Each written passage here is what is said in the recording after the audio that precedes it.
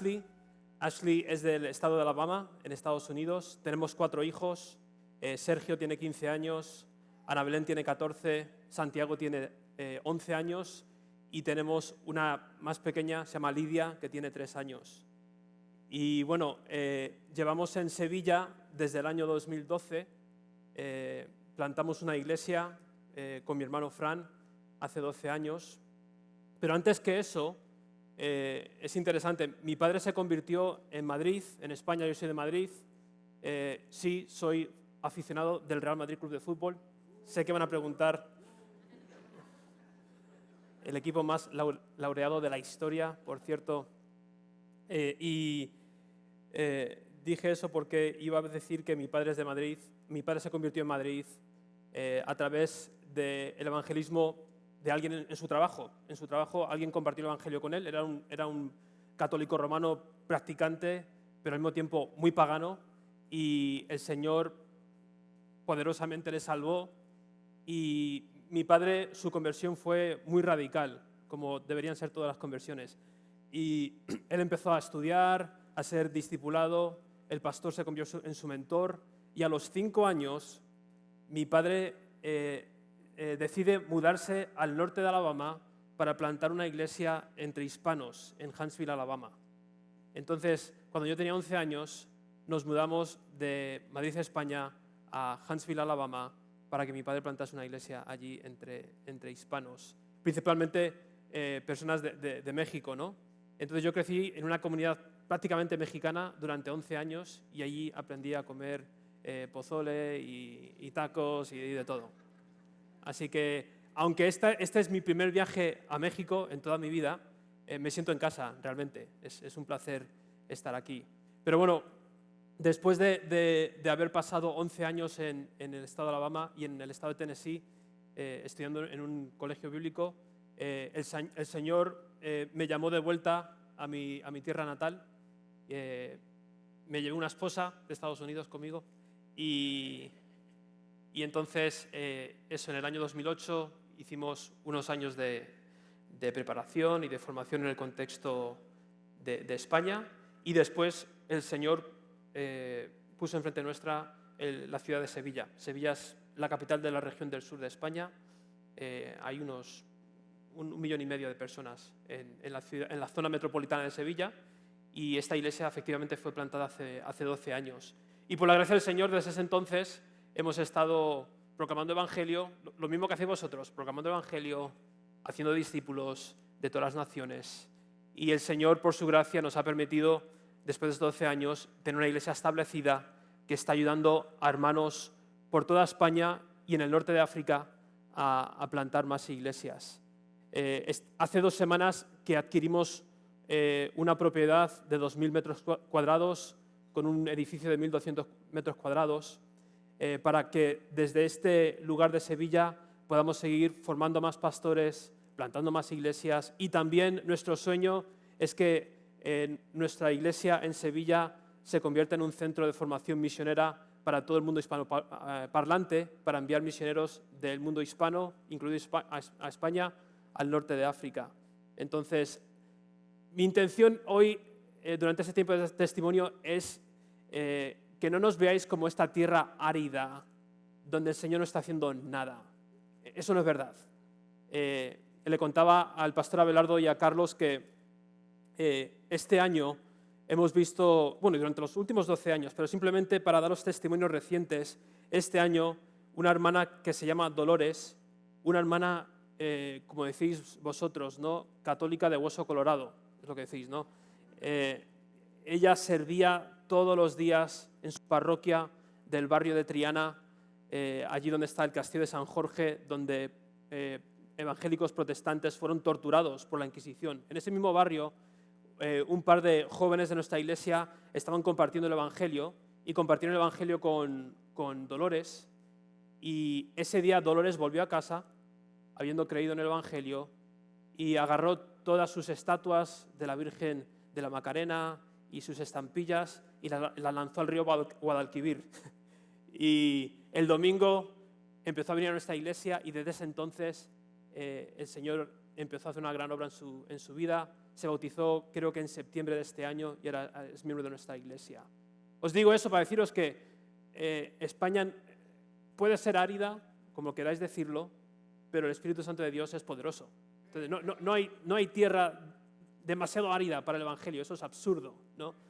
Hace 2 semanas, no 3 semanas, estaba evangelizando en un parque, el Parque de los Príncipes en Sevilla, y me acerqué a un joven de unos 20 años y empecé a compartir el Evangelio con él y le pregunté si él creía en algo. Dijo, mira, yo empecé a leer la Biblia hace 2 años.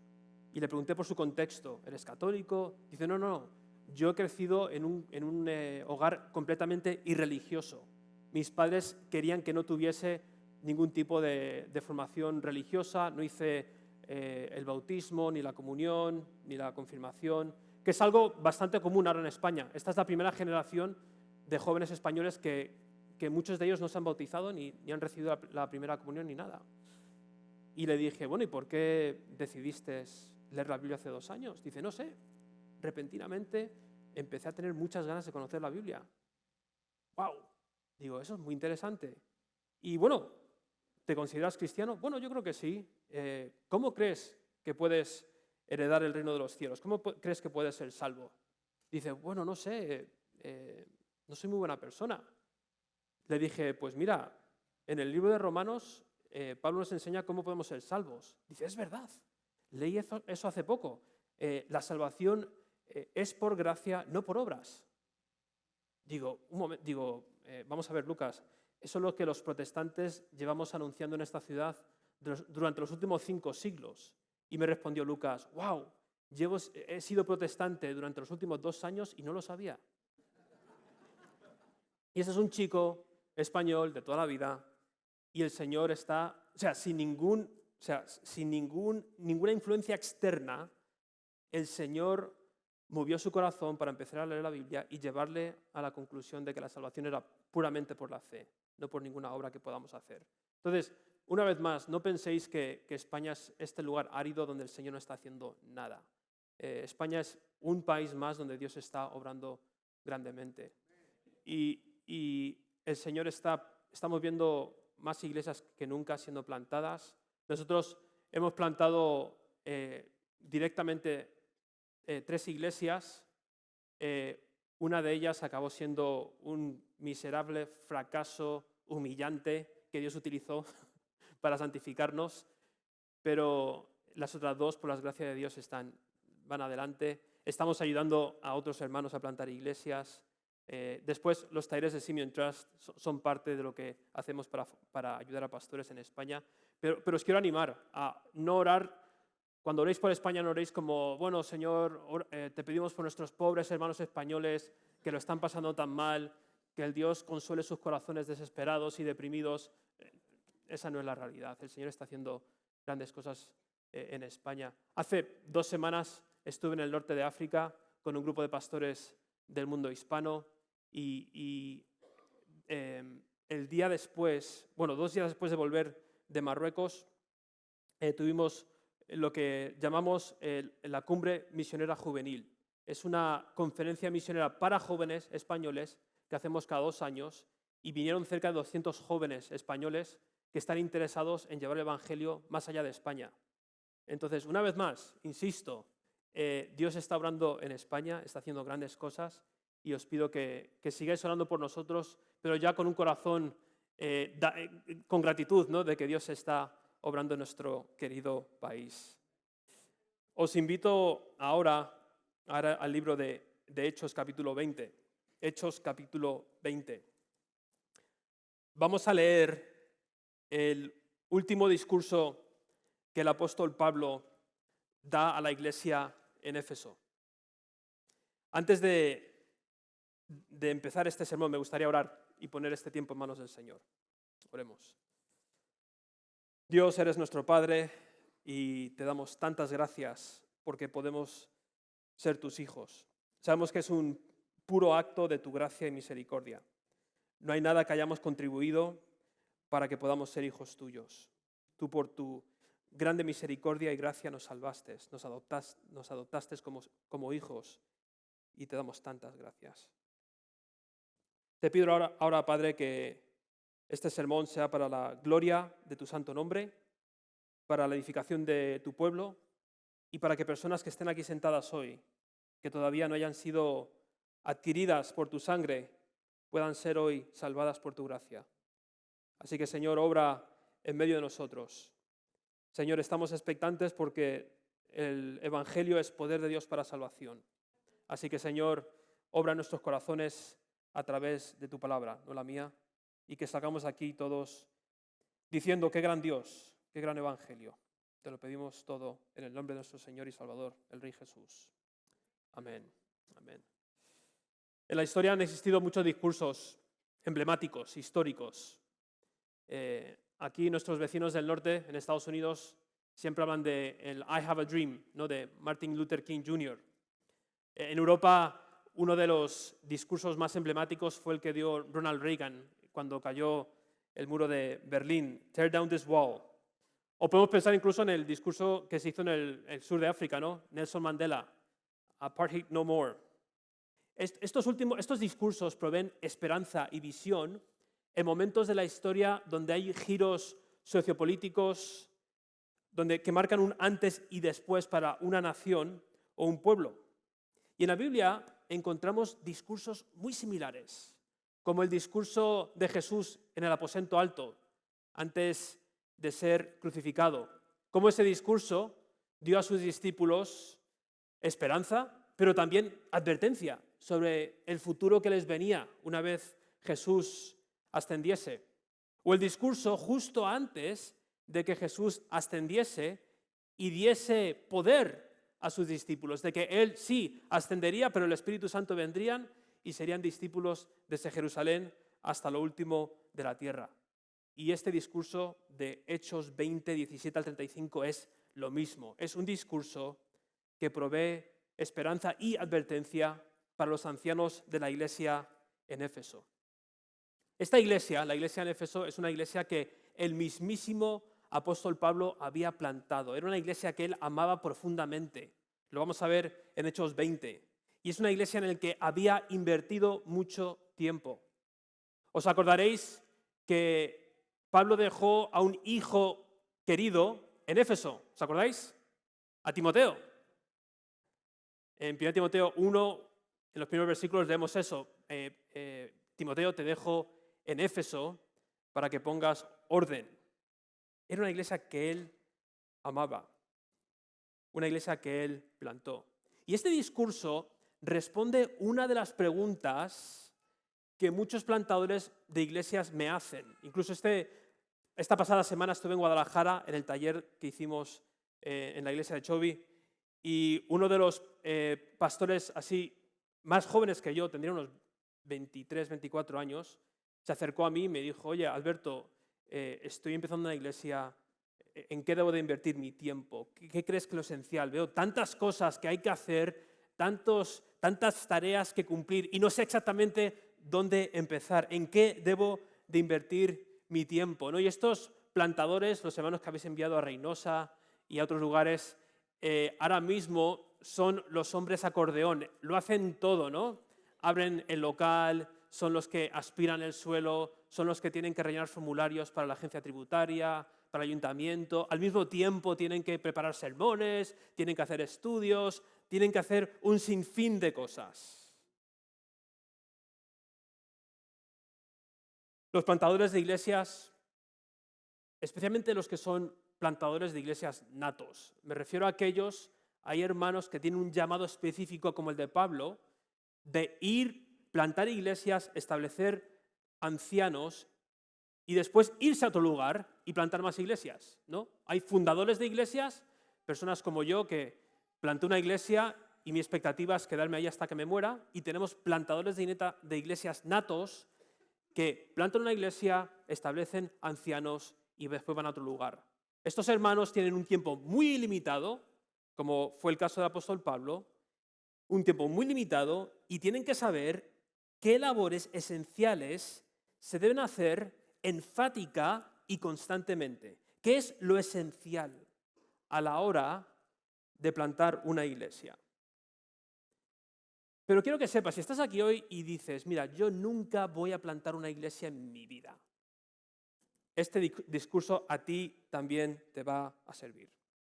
Porque tú tienes un llamado, y tienes el llamado de hacer discípulos de todas las naciones. Ese llamado misional es un llamado para cristianos, no solamente para pastores y plantadores de iglesias. A lo mejor estás aquí y dices, mira, yo tengo aspiraciones a ser un misionero transcultural. Me encantaría un día mudarme al norte de África, pasar por Sevilla, ser formado en vuestra iglesia, aprender árabe y aprender la cultura árabe para que pueda ser enviado al norte de África. Si realmente piensas eso, habla conmigo después del culto. Este discurso también te va a servir a ti. Y si eres un pastor de esta iglesia, también tienes el llamado de liderar a tu iglesia en misión local y global. Y creo que este discurso responde a la pregunta de qué es lo esencial que debemos de hacer en el ministerio y por qué. No solamente el qué debemos de hacer, qué es lo esencial, sino el por qué debemos hacerlo. Así que leamos este discurso que creo que está dividido en 3 partes. Leamos primero el versículo 18 al 21 de Hechos 20, 18 al 21.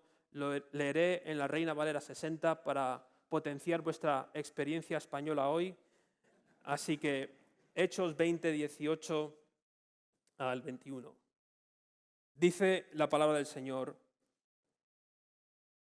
cuando vinieron a él, les dijo, hablando de Pablo a los ancianos en Éfeso, vosotros sabéis cómo me he comportado entre vosotros todo el tiempo, desde el primer día que entré en Asia, sirviendo al Señor con toda humildad y con muchas lágrimas y pruebas que me han venido por las asechanzas de los judíos.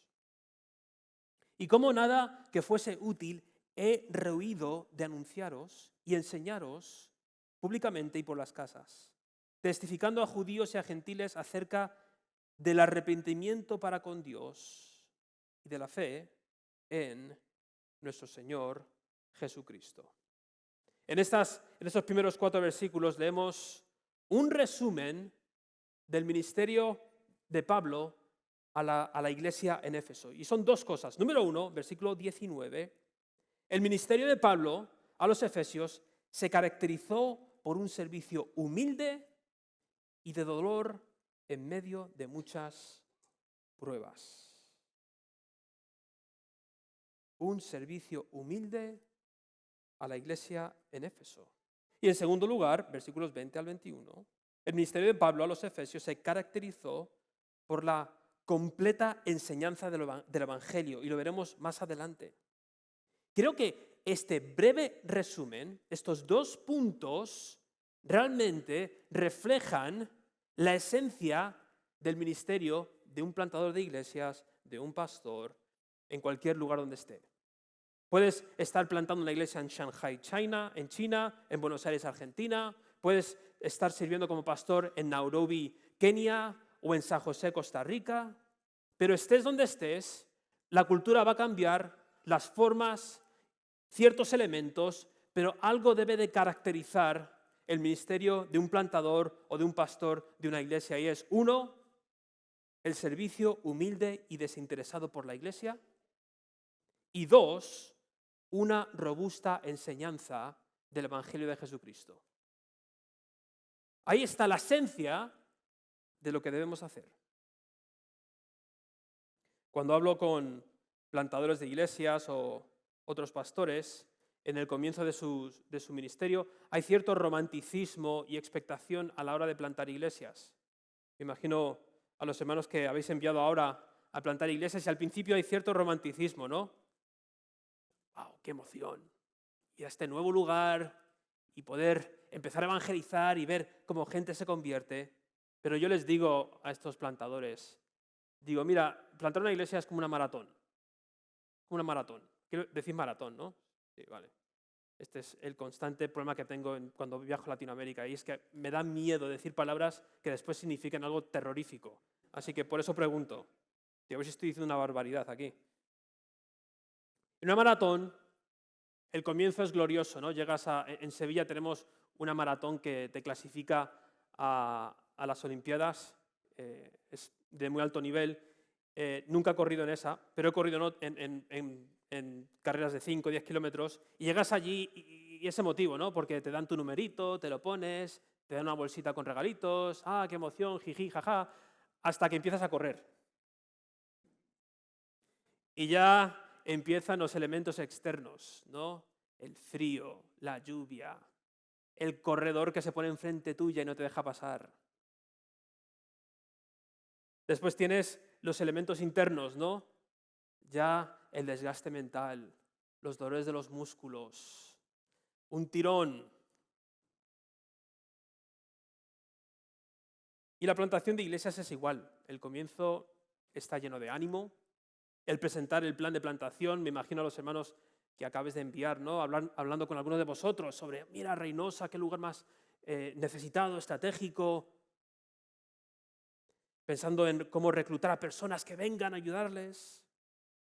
Pero es cuestión de tiempo. A lo mejor ya les ha sucedido. Vendrán los elementos externos, ¿no? La falta de recursos humanos y económicos, críticas, los elementos internos, el desánimo porque las expectativas de esta plantación no se están cumpliendo, frustración porque los planes que yo tenía en papel, la fase 1, 2, 3 y 4, el Señor lo ha agarrado, lo ha tirado a la basura y ahora estoy empezando de cero. Momentos en que sentimos que no tenemos fuerza para seguir adelante. Y sé que esto es un problema no solamente de plantadores de iglesias y pastores, es un problema universal, ¿no? Que nos afecta a todos. Momentos en los que las pruebas causadas nos causan dolor y lágrimas, como vemos aquí con el apóstol Pablo. Ataques. Pero a pesar de esto, lo esencial no cambia.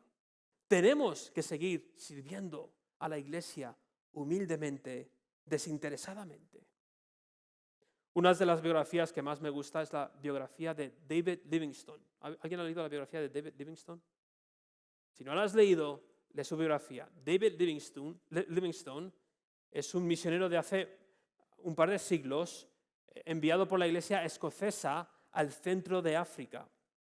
También fue filántropo, y aparte de sus labores misioneras, que fueron brutales, él fue quien dio nombre a las cataratas de Victoria en el centro de África y fue responsable de influenciar el movimiento abolicionista en África.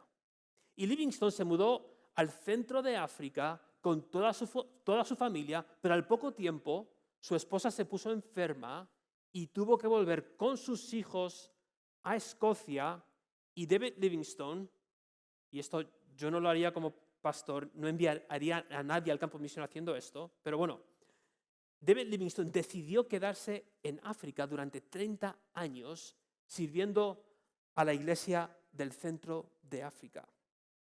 Él viajaba de vez en cuando a ver a su esposa e hijos, pero volvía a África, les escribía muchas cartas, y su ministerio fue caracterizado por el sufrimiento, el dolor. Imaginaros, el centro de África.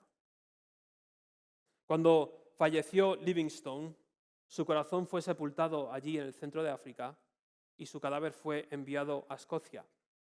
Y hay una carta de David Livingstone donde él responde la pregunta: ¿cómo es posible que una persona pudo haber servido durante tantos años lejos de su familia? ¡Qué gran sacrificio! Mirad lo que dice David Livingstone en esta cita. Dice: por mi parte, nunca he dejado de alegrarme de que Dios me haya designado para tal cargo.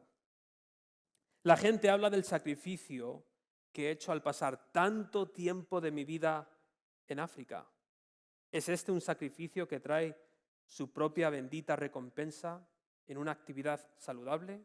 La conciencia de hacer el bien, paz mental y una brillante esperanza de un glorioso destino en el más allá. olvida la palabra sacrificio. Digamos, más bien, que es un privilegio. La ansiedad, la enfermedad, el sufrimiento o el peligro, de vez en cuando, junto con la renuncia a las comodidades y caridades comunes de esta vida, pueden hacer que nos detengamos y que el espíritu vacile y el alma se hunda, pero que esto sea por un solo momento. Todo esto no es nada en comparación con la gloria que se revelará en nosotros y por nosotros. Nunca hice un sacrificio. Esta cita de Livingstone refleja el corazón de Pablo, del versículo 18 al 21, donde somos dados la oportunidad de servir desinteresadamente al rebaño de Dios, a su iglesia. Esto es parte del ministerio esencial al que todo pastor, plantador, ha sido llamado. Y la segunda parte es, prediquemos el Evangelio. Prediquemos el Evangelio, como dice el versículo 20 y 21. Si hay algo que debe de caracterizar a un ministro del Evangelio es la proclamación del Evangelio. Y todo el Evangelio. Más adelante vemos más elementos sobre cómo era esta proclamación. Él dice, yo os he dado todo lo que necesitáis escuchar. Mi conciencia está tranquila porque os he dado todo el consejo de Dios. Desde Génesis hasta Apocalipsis habéis recibido todo lo que debéis saber sobre la palabra del Señor. En parte esto es la razón por la que trabajo para el Charles Simeon Trust. Esto no es un comercial, os lo garantizo. Simplemente la razón por la que el ministerio Charles Simeon Trust existe es para inspirar y equipar a pastores por todo el mundo a proclamar la palabra de Dios, a ser expositores de la palabra de Dios, como Dios manda. Entonces, nuestro deseo en estos talleres es que pastores, hay 150 talleres de Simeon Trust en todo el mundo, 42 de ellos los llevamos a cabo en el mundo hispanohablante. Y el objetivo es que cualquier pastor, en cualquier lugar del mundo, con cualquier trasfondo académico, socioeconómico, da igual dónde estén, puedan proclamar el Evangelio de todas las Escrituras. Porque esto es esencial. Que un pastor, un plantador, no pueda predicar el Evangelio desde cualquier página de las Escrituras es como un delantero que no puede meter goles. Chicharito. No sé por qué he hablado de eso ahora, perdonadme. Pero ¿cuál es el punto de un delantero que no sabe meter goles? Y lo mismo podríamos decir de un predicador que hace muchas cosas, sirve como nadie, amable, carismático, lo que tú quieras, pero no sabe hacer lo esencial, proclamar el Evangelio. Esto es esencial y eso caracterizaba el ministerio de Pablo. Les da todo el consejo de Dios. Más adelante, en la siguiente sección, él hablará de cómo él ha dado la palabra de tal manera que mis manos está limpia de la sangre de todos. Mi conciencia está limpia porque os he dado la palabra de Dios. Y eso es esencial. Entonces, este es el qué. ¿Qué hacemos? ¿Qué es lo esencial? Lo esencial es servir al rebaño de Dios de una manera desinteresada a través de las pruebas y dificultades. Y número 2, el ministerio esencial es la plena y poderosa proclamación del Evangelio de Dios a través de todas las Escrituras. Ese es el qué. Ahora, ¿por qué? ¿Por qué es tan importante recordar y hacerlo esencial? Bueno, Pablo da 2 razones. La primera la vemos del versículo 22 al 27. Dice, ahora, he aquí, ligado yo en espíritu, voy a Jerusalén, sin saber lo que allá me ha de acontecer. Salvo que el Espíritu Santo por todas las ciudades me da testimonio. diciendo que me esperan prisiones y tribulaciones. Pero de ninguna cosa hago caso, ni estimo preciosa mi vida por mí mismo, con tal que acabe mi carrera con gozo y el ministerio que recibí del Señor Jesús para dar testimonio del Evangelio de la gracia de Dios. Y aquí viene esta explicación más exhausta de la proclamación del Evangelio. Y ahora aquí, yo sé que ninguno de todos vosotros, entre quienes he pasado predicando el reino de Dios, verá más mi rostro. Por tanto, yo os protesto en el día de hoy que estoy limpio de la sangre de todos, porque no he rehuido anunciaros todo el consejo de Dios. Entonces, ¿por qué es tan importante predicar todo el consejo de Dios al punto en que decimos, mi sangre es limpia de todos, mi conciencia está tranquila, os he dado toda la palabra de Dios? ¿Por qué es tan importante hacer lo esencial? Número uno, porque nuestra vida y ministerio tiene un fin inminente. Pablo era consciente del fin de su vida. Lo leemos aquí. No os voy a ver más. Cosas muy duras están a punto de ocurrirme. Pero no lo dice de una manera desesperada, ¿no? No está ahí con miedo, ¡ay, qué preocupación, qué me va a pasar! En absoluto. Pablo estaba confiado. En el versículo 22 y 23 dice que está confiado porque él sabe que esta futura prueba, este futuro encarcelamiento, estaba constreñido y guiado por el Espíritu Santo de Dios. Qué confianza nos da eso, ¿no? Cada prueba, cada sufrimiento, incluso nuestra mente, es algo guiado por el Espíritu Santo de Dios. Eso nos da esperanza. Qué confianza saber que el Dios soberano guía nuestra vida, también nuestros sufrimientos. El versículo 24 nos da algo potente.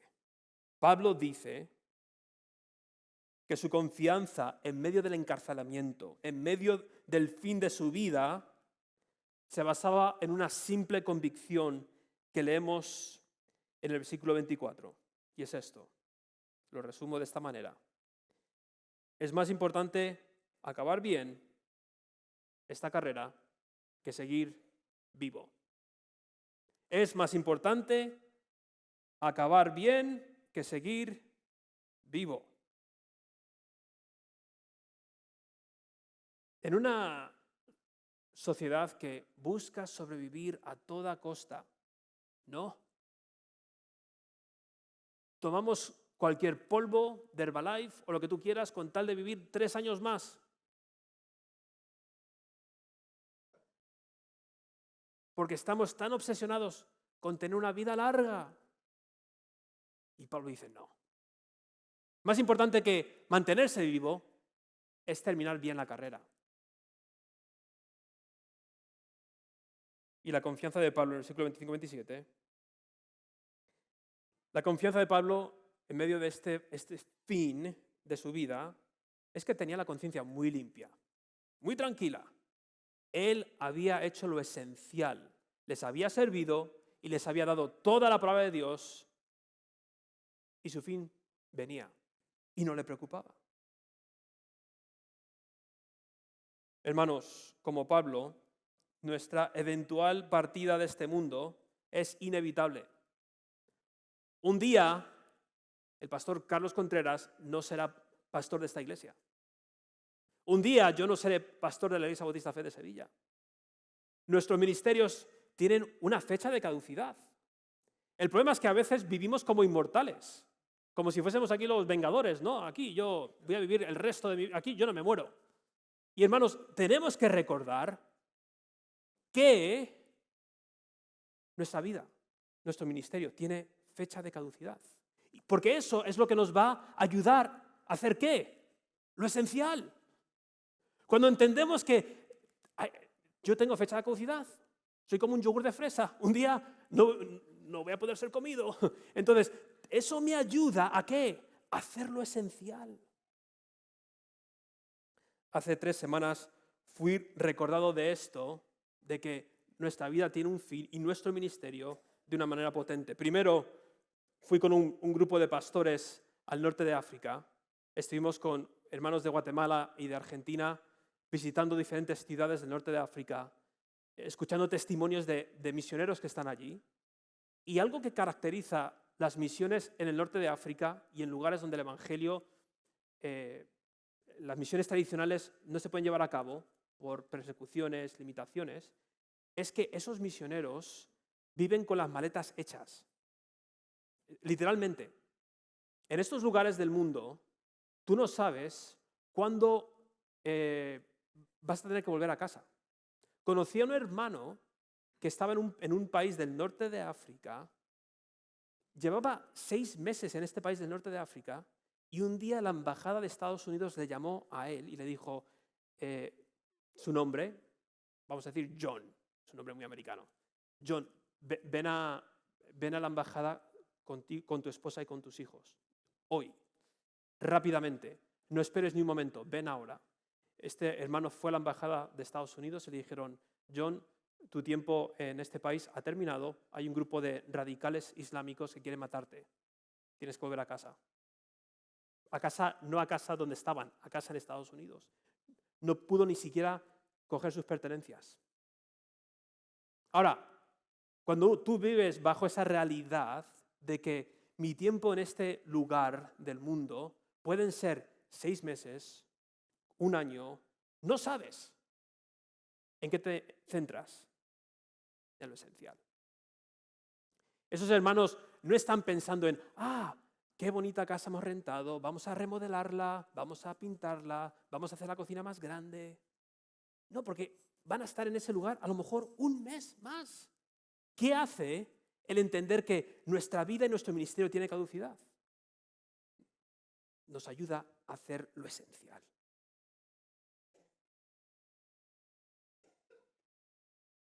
Como cristianos y líderes, es de suma importancia recordar esto. Nuestro tiempo en esta tierra es limitado. Iglesia, tu tiempo en esta tierra es limitada. Recuerda lo esencial. ¿Qué es lo que el Señor nos dice que es esencial? Predicar el Evangelio y hacer discípulos de todas las naciones. Eso es lo esencial. El resto de las cosas son cosas que nos distraen de lo esencial. Y si estás aquí hoy, querido amigo, que todavía no has creído el Evangelio, no solo los cristianos somos los que nos morimos y tenemos fecha de caducidad. Esto es un problema de toda la humanidad. Un día tú también morirás. Tienes fecha de caducidad. Y te pregunto, ¿qué sucederá con tu vida una vez partas de este mundo? Ese día es inevitable. En un momento te daré la respuesta a esa pregunta. Entonces, número 1, ¿por qué debemos de hacer lo esencial? Pues porque nuestro ministerio y vida tienen un fin inminente. Y número 2, lo leemos en el versículo 28 al 35. ¿Por qué debemos de centrarnos en lo esencial, en el servicio desinteresado y la proclamación del Evangelio? La siguiente razón está en el versículo 28. Dice, por tanto, mirad por vosotros y por todo el rebaño en que el Espíritu Santo os ha puesto por obispos, para apacentar la iglesia del Señor, la cual Él ganó por su propia sangre. Porque yo sé que después de mi partida entrarán en medio de vosotros lobos rapaces, que no perdonarán el rebaño. Y de vosotros mismos se levantarán hombres que hablen cosas perversas para arrastrar tras sí a los discípulos. Por tanto, velad, acordándoos que por 3 años de noche y de día no he cesado de amonestar con lágrimas a cada uno.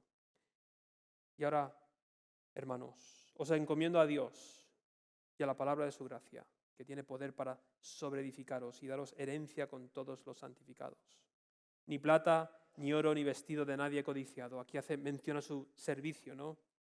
Antes vosotros sabéis que para los que me ha sido necesario a mí y a los que están conmigo, estas manos me han servido. En todo os he enseñado, hablando ahora de la proclamación del Evangelio, que trabajando así se debe ayudar a los necesitados y recordar las palabras del Señor Jesús que dijo, más bienaventurado es dar que recibir.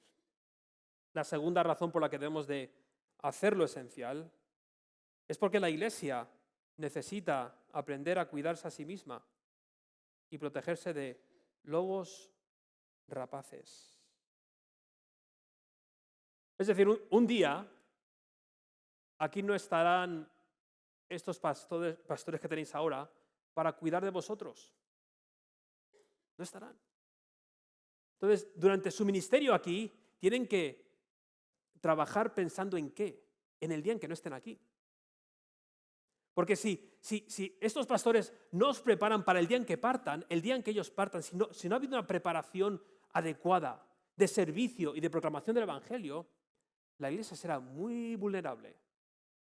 ¿Cuántas historias hay de iglesias así, no? Donde los pastores se fueron y de repente la iglesia estalla, desaparece o se vuelve herética. La iglesia necesita aprender a cuidarse a sí misma y protegerse de lobos rapaces. Por eso debes hacer lo esencial. Llegará ese día en que, querido pastor, hablando a mí mismo también, no estaré allí. Sea porque Dios me ha movido a otro lugar, o sea porque ha sido el final de mi vida. Hasta ese entonces debo de servirles desinteresadamente porque eso será lo que sirva de ejemplo. ¿Lo veis aquí? Él explica, les recuerda su servicio ante ellos, un servicio completamente generoso, de velar y de no dormir durante días, enseñándoles que era el servicio a la iglesia.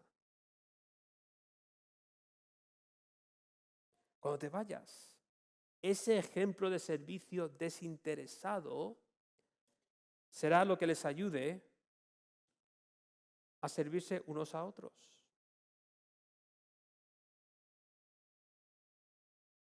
Vendrán lobos feroces que querrán matarles.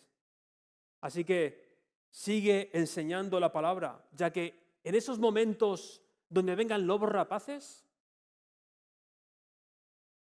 las cascaritas de fútbol no les van a ayudar.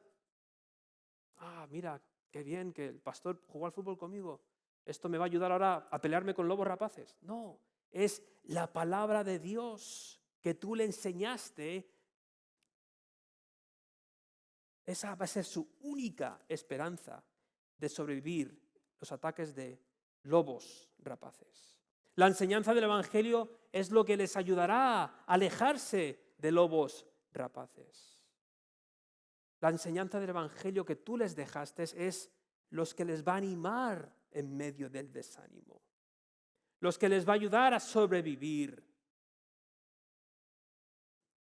Así que sigue dando la palabra del Señor hasta el punto en que tú digas, el día que te partas de aquí, mi sangre es inocente, o mis manos están limpias de la sangre de todos.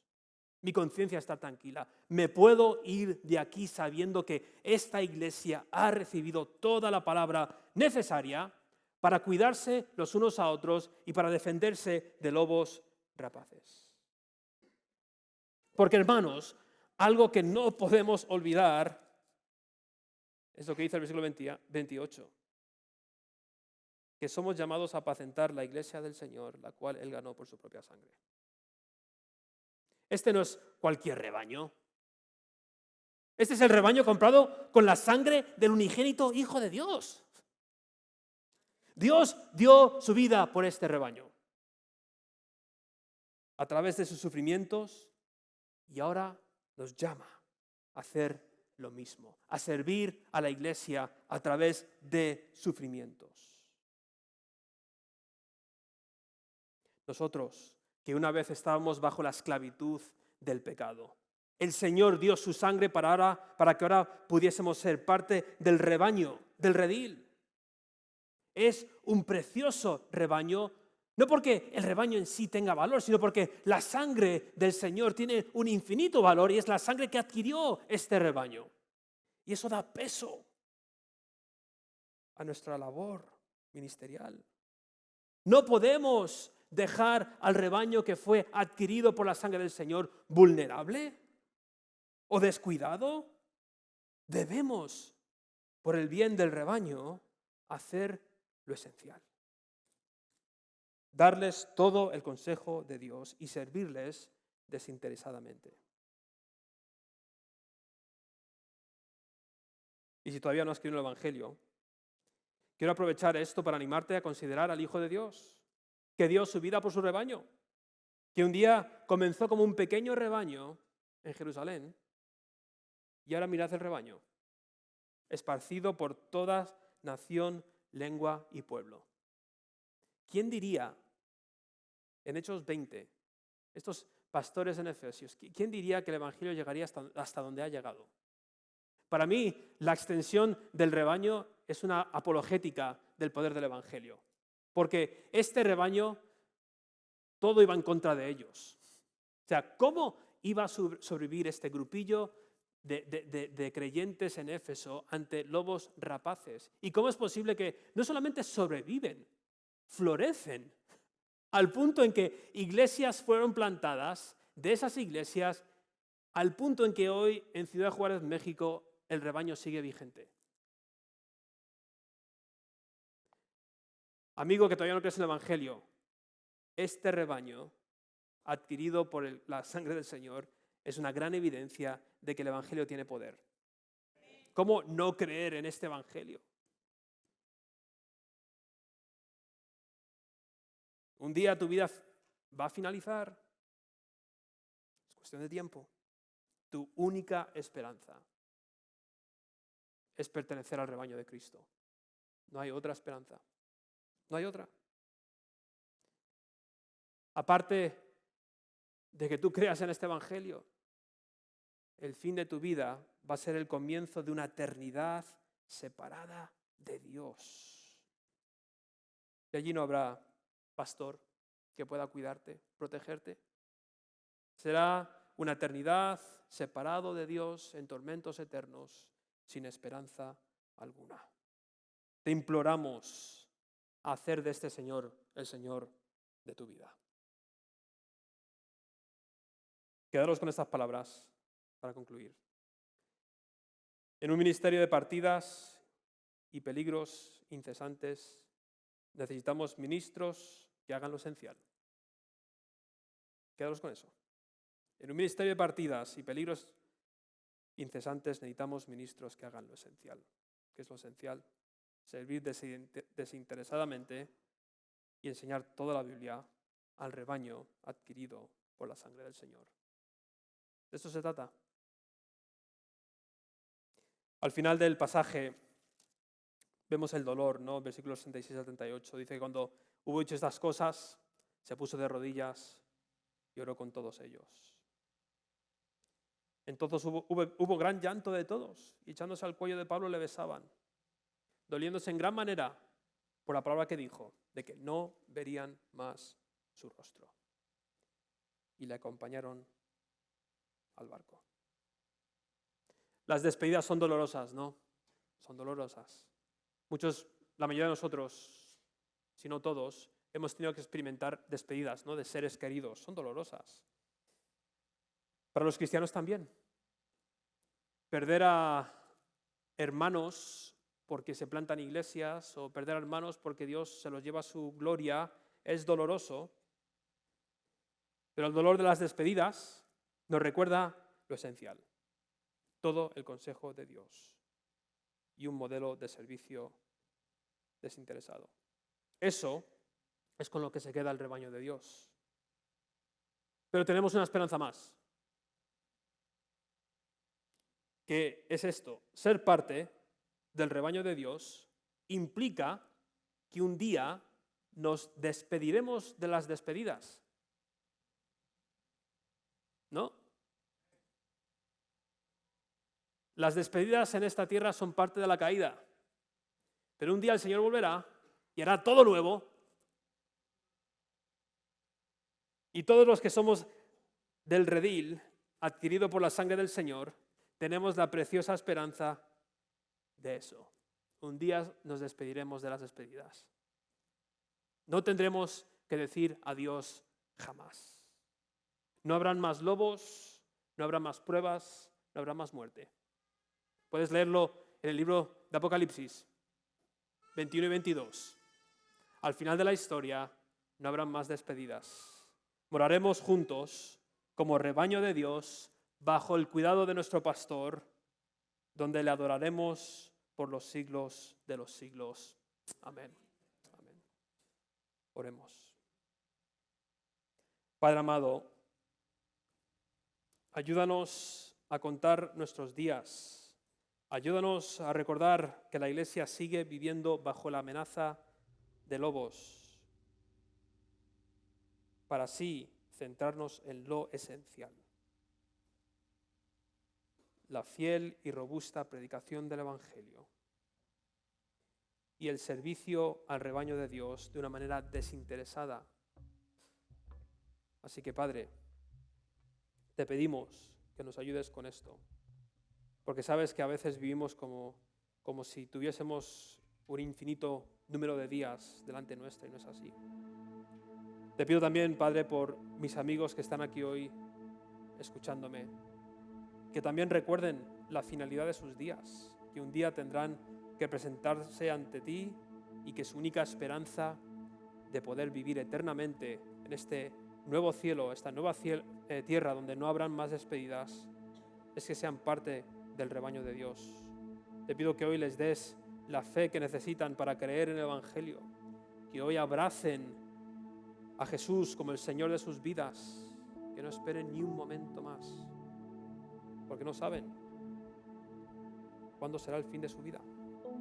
Así que, Señor, gracias por tu palabra, gracias por todo lo que tenemos en Cristo Jesús. Anhelamos el día en que te demos la gloria en tu presencia por los siglos de los siglos. Amén. Amén. Que el Señor bendiga.